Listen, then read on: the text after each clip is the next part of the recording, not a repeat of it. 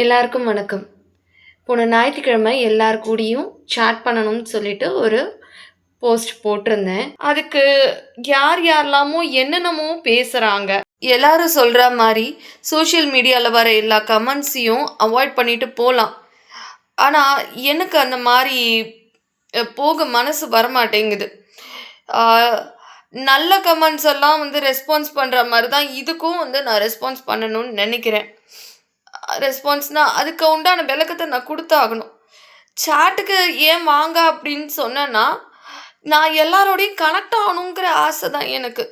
அதுக்கு ஏன் எல்லாரும் ஒவ்வொரு மாதிரி பேசுகிறீங்க? சந்தோஷமாக இருந்தேன்னா என் கணவனை நான் மறந்துட்டேன்னு அர்த்தமா? ஒருத்தங்க சொல்கிறாங்க, அன்னைக்கு உன் புருஷன் சொன்னியே, இன்னைக்கு சேட்டுக்கு வான்னு கூப்பிடுறியேன்னு. அப்போது பேச வாங்க, இல்லை நான் பேசினாலோ சிரிச்சாலோ என் கணவரை நான் மறந்துட்டேன்னு அர்த்தமா? எப்பவுமே நான் அழுதுண்டே தான் இருக்கணுமா? சொல்லுங்க. அவர் ஞாபகத்தில் எனக்கு தெரியும் நான் எவ்வளோ தூரம் அவரை நேசிக்கிறேன் அப்படிங்கிறது. இன்னொருத்தங்க அவங்க அம்மாவை சொல்லுவாங்களா? அந்த மாதிரி அவங்க தங்கச்சியை சொல்லுவாங்களா? அவுத்து போட்டுட்டு ஆட போறியான்னு. ரொம்ப கேவலமாக இருக்குது. இது மாதிரிலாம் பேசாதீங்க தயவு செஞ்சு. இப்போவும் என்ன சொல்லுவீங்க? நீ பரிதாபத்தை சம்பாதிக்கிறதுக்காக நீ அழறா மாதிரி வீடியோ போடுற அப்படின்னு.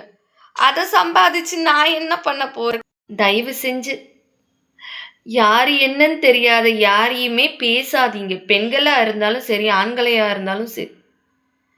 உங்களுக்கு பிடிக்கலையா ஸ்கிப் பண்ணிட்டு போங்க. என்ன மாதிரி தானே நிறைய பேருக்கு அது பாதிப்பாகும். அதனால யாரையும் இப்படி பேசாதீங்க.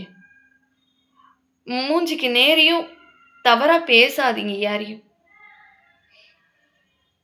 நான் ஏதாவது தவறாக பேசியிருந்தா மன்னிச்சிடுங்க.